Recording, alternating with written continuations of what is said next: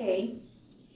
So thank you for sharing your story with us. Could you please introduce yourself and provide your full name, occupation, age, and the years that you attended UF? My name is Rafael Antonio de Jesus Cruzado Guerrero, and I'm 24 years old. I attended the University of Florida as an undergraduate student from 2007 to 2011, and I'm currently a master's student at the University of Florida. My occupation is office assistant for Multicultural and Diversity Affairs, the Center for Leadership and Service and Off-Campus Life, and I help manage the budgets for all three offices. And what's your master's degree on? My master's degree is in Latin American Studies with a focus on Latino studies. I'm very interested in Dominican Americans and the relationship with the island, that transnational relationship. And it's really interesting because I'm working a lot on things that trace back to my undergraduate days, where I got degrees in business administration and Spanish literature. And it's been pretty cool. All right. And what do you know about the history of La Casita, or how did you become involved with La Casita? Anything you know about La Casita? So when I was fresh out of high school, during the summer, I started doing a lot of research because I'm the first in my family to go to college, and I really didn't know what to expect. I didn't know what to do, who to contact, but I started doing some research, and I went to Preview, and I met a lot of people there who introduced me to La Casita. So I immediately emailed them, and I was like, I want to work for you. I want to be involved and volunteer and help out. And so I actually started at La Casita like immediately upon starting my college career. So I started college in August 2007, and I was already working at La Casita by September. And how was the experience? Did you like it? Yeah, I was an embajador, which was in the times before we became MCDA ambassadors and moved into a bigger scheme of multiculturalism or diversity. We were very specific to areas at that point in time, and I was an embajador for La Casita from 2007 to 2009.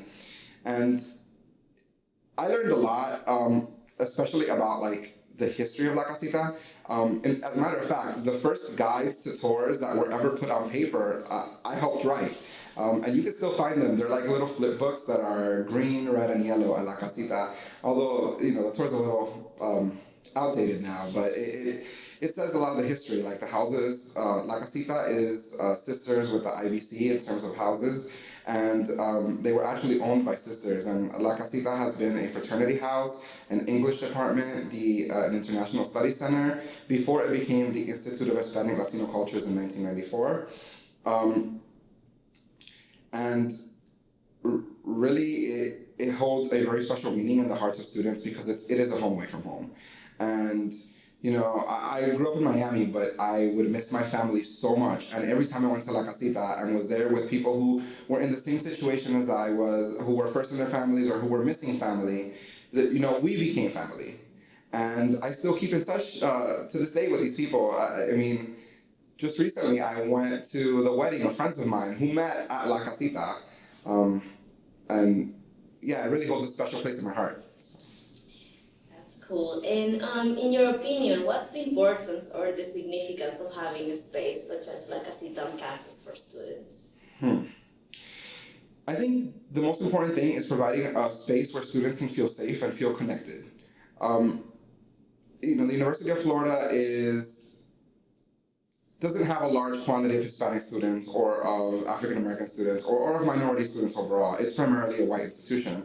And it's very different because Gainesville on its own is also not, on point with like Orlando or Miami or Tampa, where there's a big influence of Hispanic culture. So a lot of students who come here miss that and are looking for that and can't find it.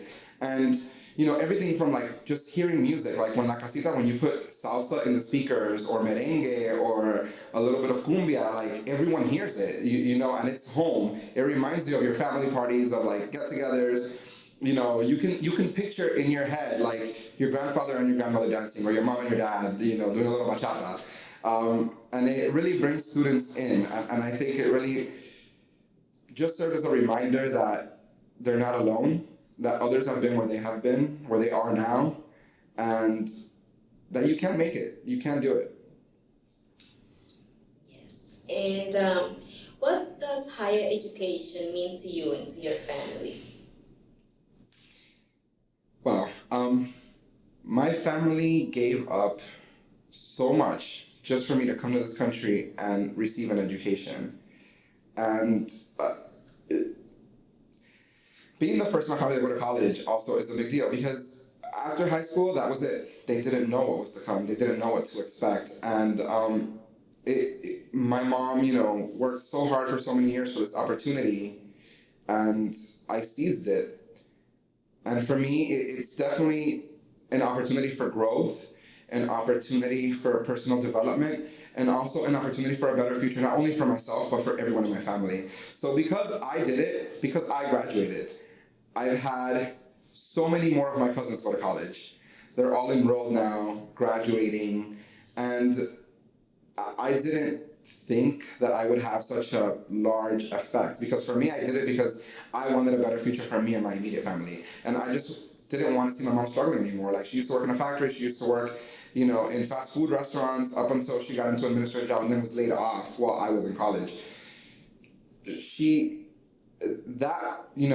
Those things that happened to her, I don't want them to happen to me or my sister. So that's why I chose to go into college and get an undergraduate degree and then pursue my studies. So that's why I'm getting a graduate degree, because I want to be professional. That's what my mom always wanted me to be, and that's what I want to be.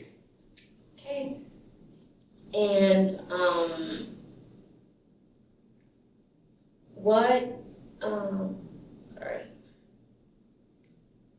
So who or what inspired you to pursue a higher education? I guess you were talking about that. Is it your family or?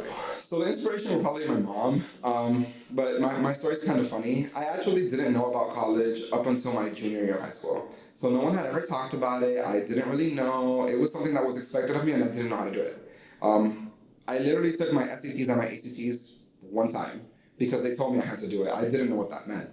I applied to college because it was part of a class to write an application, and so I did it and got a good grade on it, but I did not know what to expect. And when the time came to make my decision, I chose the University of Florida because it was the best place for me, and I'm a very proud Gator, and I love having made that decision because it was the right decision for me. And I think the person who inspired me behind the entire process of leaving behind Miami, leaving my family behind, I wasn't okay with that, but doing that so that I can have a better future and a brighter future was my mom. And she struggled so much, and for me to go to college and graduate and have seen her there in the audience, just watching me, tears running down her face, I knew I did what she wanted me to do, and more than she ever dreamed was capable. Yeah. Great. And did you experience any difficulties trying to access college, or while you were here, anything like that?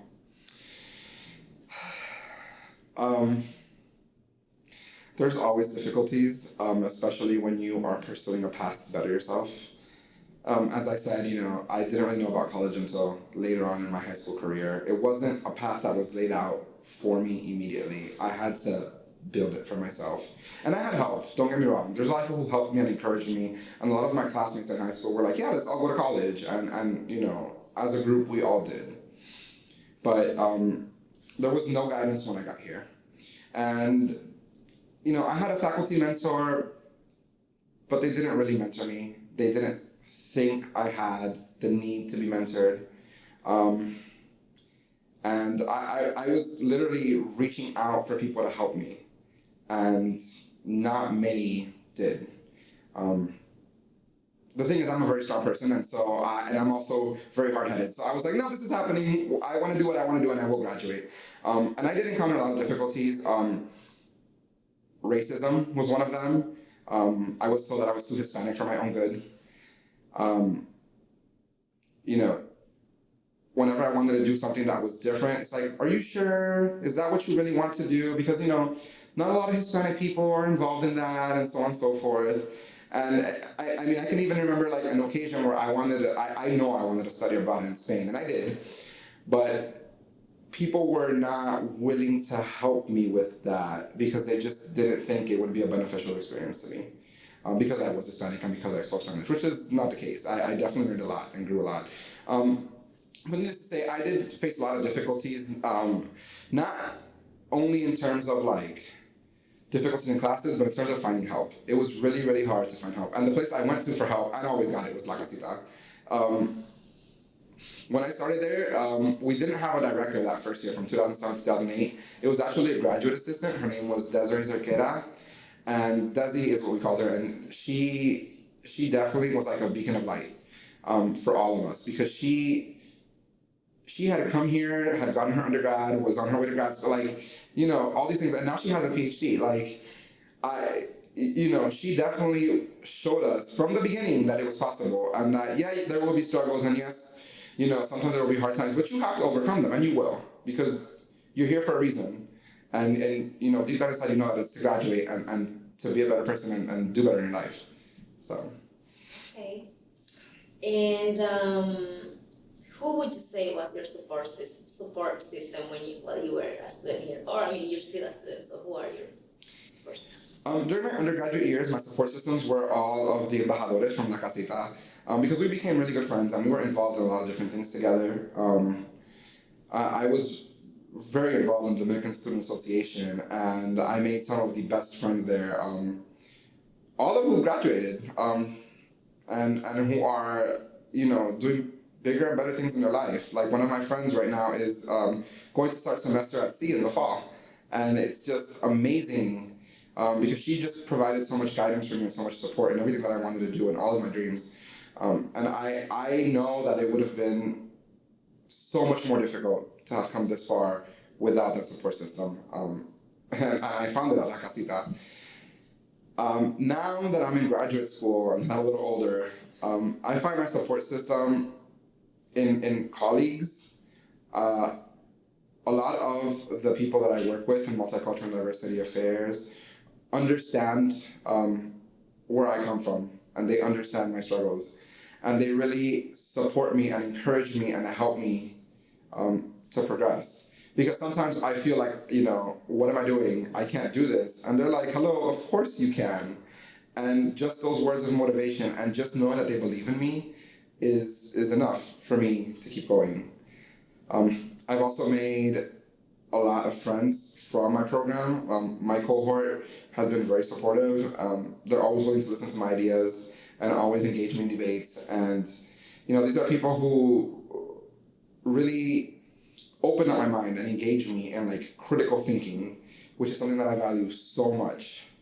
And then I've also met friends outside of my program who inspire me just by what they've done.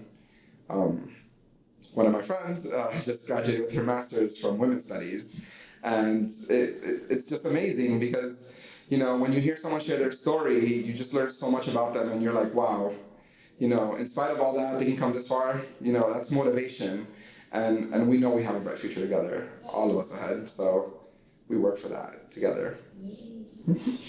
Great. And so, were there any pressing issues that directly impacted the Hispanic Latino students during the students or the staff in this whole time that you've been here at the University of Florida?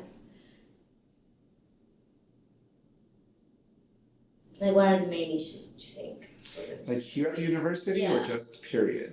I think here at the university. If there are any that you can think of. There are definitely some issues.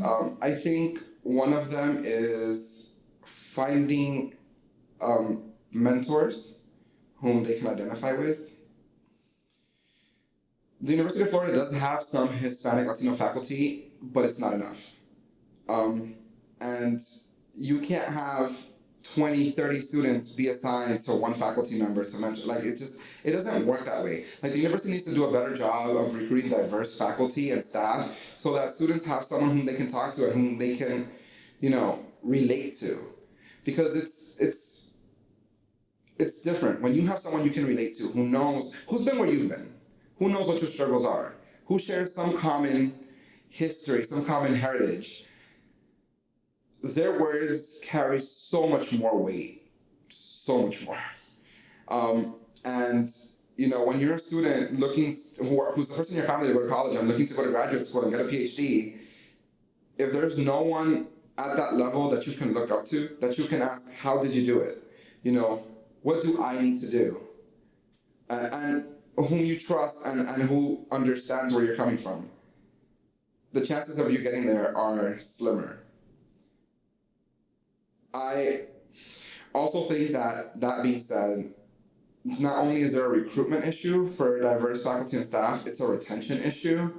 I understand that the state of Florida has gone many budget cuts, but something needs to be said for the fact that people who leave the university, a lot of them are minorities because they just don't find their own support systems here. And I can think of several professors who've left and several staff members who have left. And it's disheartening because I would venture to say that when students look up to those people and then they leave, students don't know what to do with themselves at that point in time. They lose a mentor. And even if, you can email them, it's not the same as being able to drop by in office hours and be able to talk to them face to face. I think there needs to be more support for Hispanic Latino students overall. The Institute of Hispanic Latino Cultures is a good place for students, but it's a resource that's kept hidden sometimes. I've known students who have only visited La Casita during their fourth year. That's when they heard about it. And that means there's something to be said because I know La Casita does advertising and marketing. It has to be said for the places where students go, others are not sharing the resources effectively. And I think that needs to change as well. All right. And what can you tell me about your family history and how has that history influenced your interests or your academic goals or, your extracurricular activities, things like that? So, my mother moved to the United States to have me and then to have my sister. And when she had my sister, she decided to stay. And so I was living in the Dominican Republic at that time with my dad, and we moved here in 1993 to Miami. And, it was the first time in my life where things were so different. Because in the Dominican Republic, I was surrounded by people that I knew. I was very well supported in everything I wanted to. When I was here, it was very different. My dad worked night shifts. My mom used to work all day. I became the primary carekeeper for my sister, even at a young age. And, from the get-go, I knew that the way to change this cycle was for me to get an education. So I always aimed to do better. I was in honors, I was in gifted, I became an AP student, and then I entered into the IB program in high school. And I think that really opened my world to the possibilities. Because what I knew at that point was so little. And I'm a true believer in the more you know, less you know, but nonetheless, I knew a lot more, which meant that I was aware that I knew a lot less. And when I came to college, I started asking very specific questions of my family members, tell me our family history, tell me your story. Like my grandparents grew up during the dictatorship of Rafael Cruzado in the Dominican Republic. And whenever I would ask them a question about their childhood, it'd be silence, just pure silence. And then sometimes at parties, after, having a beer or two, something would slip out. And I'd be like, what did you just say? What happened? And that's how I came to find my academic interests. I started off as a business major because that's what everyone wanted me to be, a business person. And don't get me wrong, I love it, but I don't think that was the right path for me from the get-go. I picked up a Spanish major, a second major, for the literature. I wanted to read. I wanted to know what our history was.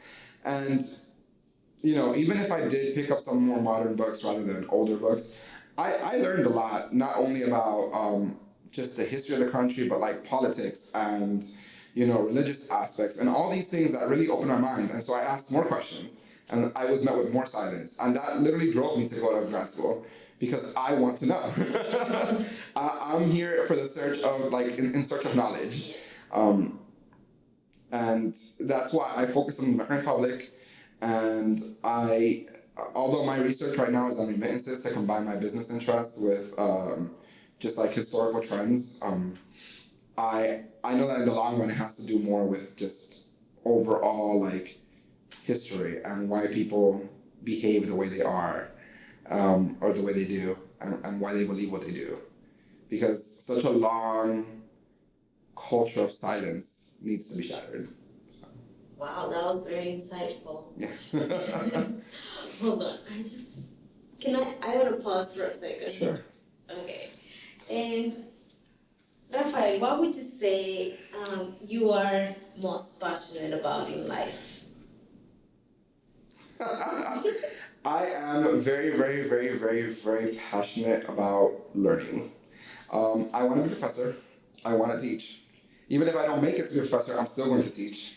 I take that approach in everything I do in life. I have some student assistants that help me in my work, and I teach them whenever I can. You know, whether it's sharing something I've learned in class or sharing things that I know or just encouraging them in the pursuit of knowledge. It's something that I definitely do. I do the same with my family, with my friends, with everyone. It's something that I think learning and having people there to teach you and help you learn is important not only in the development of the self, but in the development of society as a whole. Because we live in very difficult times where there are a lot of ignorant comments made and just a lack of knowledge overall on everything. All you have to do is turn on the news and you can see it. Yes. It's true. Just turn on the news. I mean, just this morning there was something on the news about a situation, and the responses were just... They amazed me because they were just so ignorant. Yeah. So. All right. And can you tell us, how has your identity as a Latino, not she, but how is your identity as a Latino, how is it important to you? So, I don't identify as Latino. That's not my primary identification. I identify as a Dominican American because I share two different sides. And while sometimes they don't get along, sometimes they do. And I think it really captures not only my beliefs, but just different aspects of my culture and my behaviors and the things that I do and value. Latino is definitely a very political identity, and I don't adopt it very often, only in solidarity. The reason being is because there's a lot of issues that require us to unite as one. And when we start breaking down our identifications into individual categories, say I'm Dominican or I'm Dominican American or I'm this or I'm that, there is no unity there in our struggle. And if there's no unity, they can break us apart. So I adopt that term at very specific purposes for unity, to, bring forth a unified front. All right. So what kind of organizations were you involved when you were a student, an undergrad, or if you are involved in any student organizations now? So as an undergrad, I was involved with La Casita as an embajador. I started my involvement with the Dominican Student Association. I would perform with their dance group, Grupo Quisqueya. I became treasurer, and then I joined a fraternity, Omega Delta Phi Fraternity Incorporated. I was treasurer and president during my undergraduate years. Currently, I serve as the president of the Student Association of Latin American Studies at the University of Florida, and my involvement definitely shapes me. So I choose what to be involved in very specifically, just based upon my values and beliefs and where I think I can make a difference. All right. So you just answered the next question I had for you. It was what motivated you to join these groups, but yeah. And what's the greatest lesson that you have taken from this participation in multiple student organizations and, activities on campus? What would be like that one thing? Always keep your mind open. That is definitely a big lesson I've learned. And I say this because sometimes, when you come into a situation, you pass judgment from the get-go. You can't help that. What you can't help is what you do with that. So I know that I pass judgment and I put it aside because what I just observed may not be the case or may just be judgment based upon my own preconceived notions. So I want to get to know organization. I want to get to know people, what they stand for, and first impressions, they say that they don't lie, but they do. They do lie because sometimes you just don't know what's going on and you walk in at like the most inopportune moment. So I've learned to always keep my mind open to new things and new possibilities. I've been asked to do things that I never thought I would. And, I was like, yeah, why not? And I've learned so much from that. So yeah, that's it. All right. And what message would you give to future generations of Latino students at UF? You can do it. No matter what, you can do it. You can graduate, you can go on to grad school, you can go on to pursue your dreams. You can always do it. The University of Florida is a great place. There are definitely people out there who want to help, but you have to look for it. And you have to find them. But they'll be there. They will always be there. And take advantage of every opportunity. Sometimes things may seem like, oh, I don't know if I really want to do that, consider it, entertain it, because you never know. Something that you thought you may never have wanted to do may change your life. All right. And I guess if you could think about a memory that you will always treasure in, for the time being that you've been here at the University of Florida. I know you're going to still be here for a few more years, but is there do you have one memory that you always treasure, something that you always remember from, your experience as a student here? I have a lot of memories. A lot.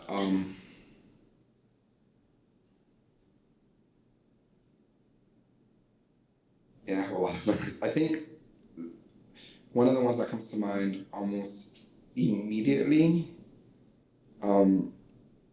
is actually from my freshman year at La Casita. Coming in as a freshman, never having done any programs, never having put on an event, never having done any of that, During my freshman year, we actually put together several events, and one of them was called Mujeres Excelencia, which was an event to honor women at the University of Florida who have contributed to the Hispanic Latino community. And I did that with my friend Samantha Cedeno, and it was just an amazing event. And to see people feel appreciated, and to see how hard, not only Sammy and I worked, but everyone else at La Casita, all the other embajadores and volunteers, how hard we worked to put that event together. And seeing the support, from Ellen, the house mom, and Desi, it was great. It was great. It set a tone for my experiences here in college, definitely.